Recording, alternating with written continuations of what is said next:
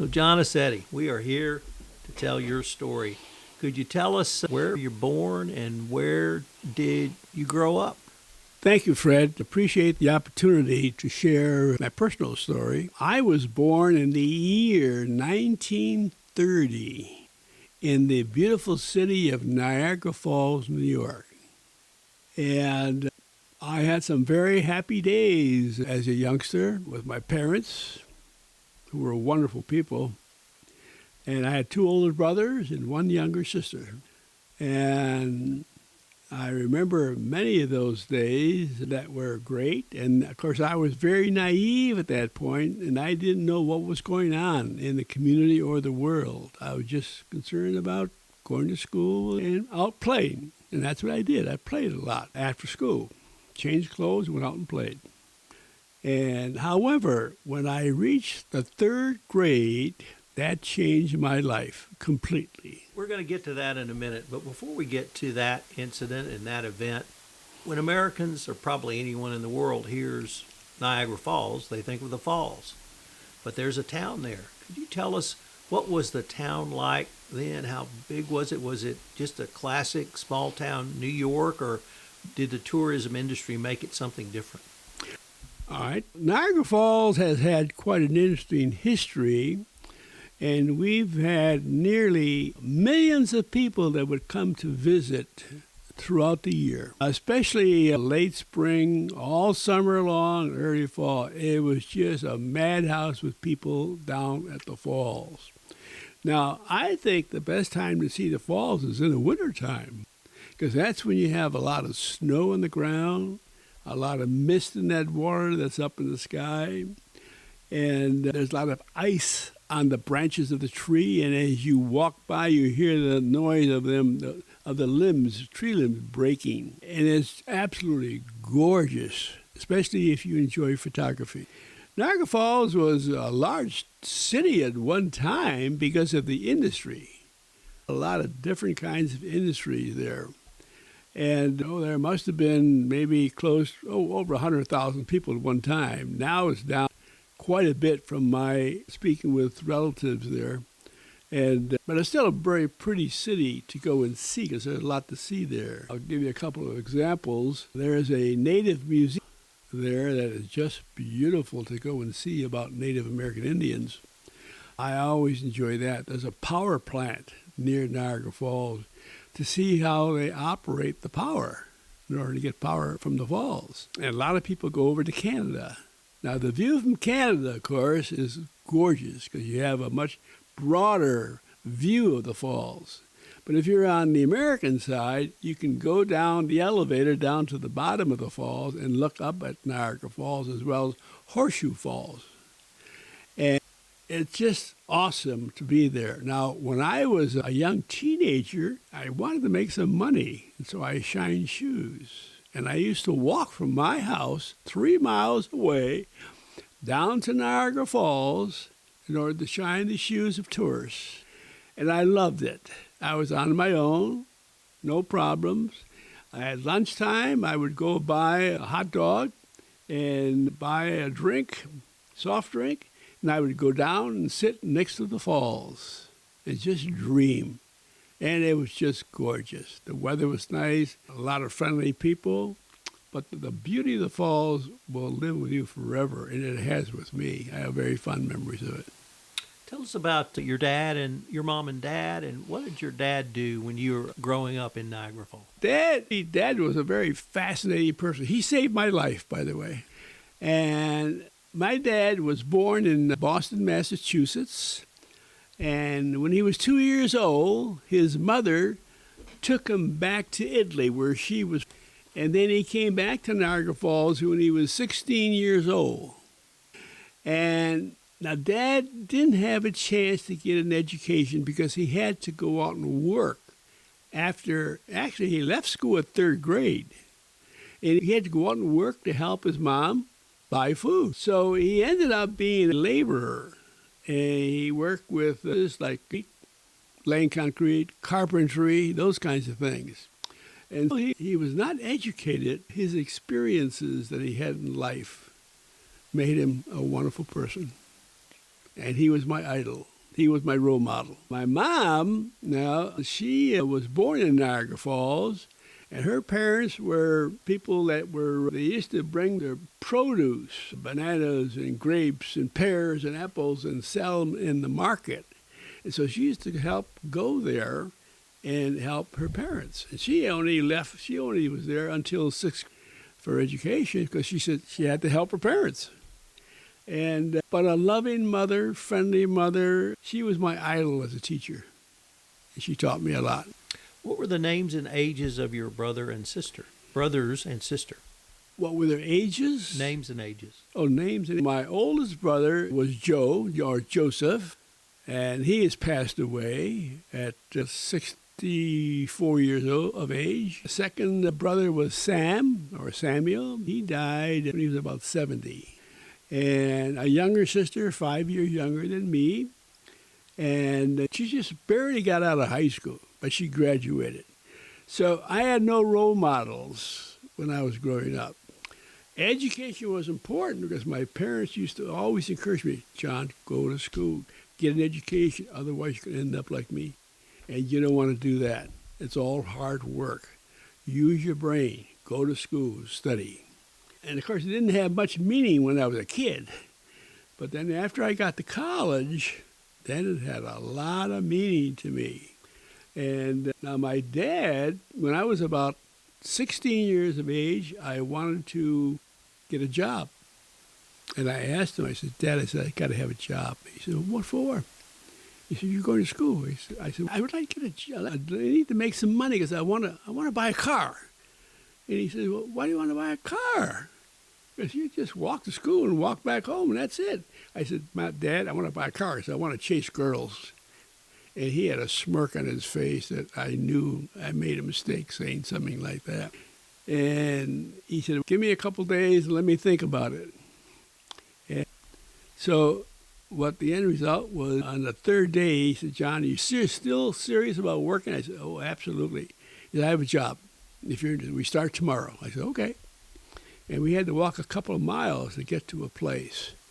And he was in construction, as I said.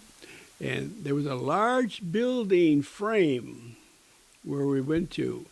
There was nothing inside done. And there was a huge pile of rocks to the ceiling. He said, you see that shovel over there? I said, yep. He said, get it. And he had a shovel. And so he said, we have to start shoveling these rocks and lay it all flat all over the land. And I said, sure, Dad, no problem. I'm very strong at that point and not very smart. So I shoveled rocks all day long. Got home, and I didn't even get up to the kitchen. I fell asleep at the stairs, going upstairs. Didn't even have anything to eat. And went to bed. Woke up the following morning, okay, Dad, let's go to work. And we went to work the second day. Same thing happened. Got home and tried to walk up the 3 steps, just sat on the step and fell asleep. And then when I got up about 9, I went right to bed. So Wednesday morning, we get up again.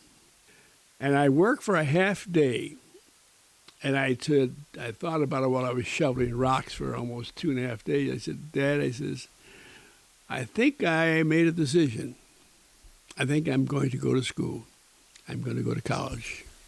I'm not really worried about the money for a car and chasing girls now. And he had a smile on his face. And boy, that stayed with me all my life. And still now stays with me. And I went to school. And when I went to college, now, I was a very naive and very young person. I shouldn't have been there. Well, John, before we go into that story, How about we go back to the incident in the 3rd grade? And yeah, sure. That's been a pretty big event for you in your life. Yes. And so why don't you just tell us that story? It's a story that left an impact on me, and still does till today, but I have been able to handle it without any problems today as a mature person. I remember in 3rd grade, I had to go to the bathroom, and I asked my teacher permission to go to the bathroom. She said, not now, no, we're reading. I said, okay. So while I'm sitting there and squeezing my legs, goes, man, I really have to go to the bathroom. I asked her a second time, ma'am, I need to go to the bathroom. Can I go to the bathroom, please? When we finish reading, you can go to the bathroom. Okay. They kept on reading, and all of a sudden she asked some students to go up in front with their books, reading books, and then she called me too. And we each had to take turns reading. There was no way I could ask her the third time because I couldn't hold it, and I peed my pants in front of the room. And there was just a lot of water on the floor, urine on the floor. And the first kid in the front row saw it, and all of a sudden he told the rest of the kids, and oh man, they all came up and said, hey, John peed his pants, John peed his pants. I was so embarrassed. I could have died. And I hated school as a result of that. But I was very naive and very immature also at that point. So the teacher took me into the cloakroom. She said, I'm so sorry. I said, yeah. She said, why don't you go home? Because I lived about 2 blocks away. You get changed and come back.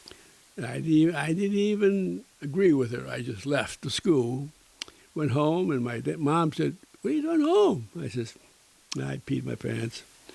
Oh, why don't you get in the shower and wash up, clean up, and we'll have some lunch together, and I'll have your favorite dessert, Johnny. Oh, okay. And I said, is it lemon meringue pie? She said, yeah. Oh, my God, that's great, Mom. Thanks, man. They lifted my spirits up. So I changed, took a shower, changed, went to the kitchen table, and there was this huge piece of lemon meringue pie. Man, she was smart. Oh, man, was she smart. She said, okay, I'm going to have you eat. Before you eat, I want you to tell me the whole story, what happened in school from beginning to end. And I know you're going to tell the truth. I said, oh, yes, Mom. So I told the whole story about asking the teacher twice to go to the bathroom, and she said no. And I couldn't hold it anymore, so I peed my pants. She said, well, that's interesting. So it's not your fault? And I said, what do you mean it's not my fault? I peed my pants, but it's not your fault. Well, why are you asking? And she said, the teacher said no twice, so it's not your fault. It's the teacher's fault. She should have let you go to the bathroom when you had to go to the bathroom. And that triggered something in me. And actually, I went down psychologically, down in the basement in my life at that point, because I was so embarrassed by the kids. But when she told me it was not my fault, that you'll get through this, it's okay. Don't worry about it. It's the teacher's fault because you asked her not once but twice to go to the bathroom, and she wouldn't let you go. And I don't understand why she said that. I would have let you go the first time, not say no twice. That reassured me. That really helped me a great deal psychologically over the years. But from 3rd, 4th, 5th, and 6th grade, those kids let me have it before school, during school, and after school. And what can I do? Fight them? Punch them? Hit them? Get a stick or a rock and kill them?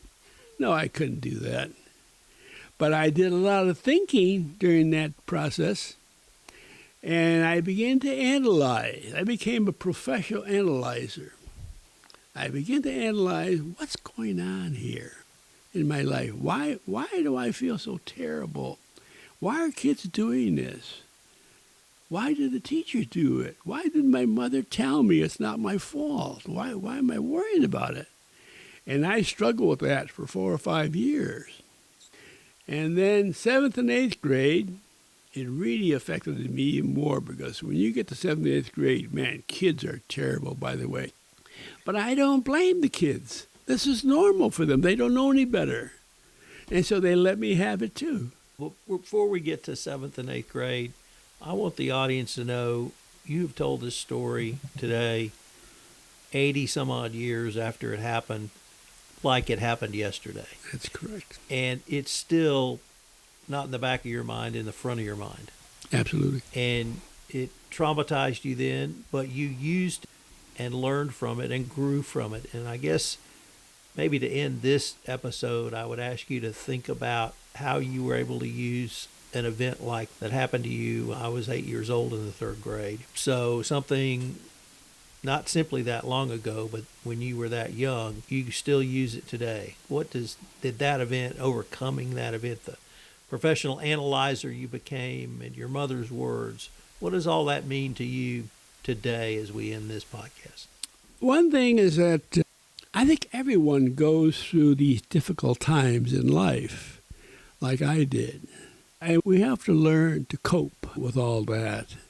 And we have to keep asking ourselves, why is this happening? And why aren't teachers aware that kids have normal problems that need to be handled? That bothered me the most, because I became a teacher. And that's a big story in itself. And that's where I utilize that incident to help me with students when I taught. This has been a great episode. Thank you so much. And look forward to continuing this conversation in our next episode. Thank you so much, Fred.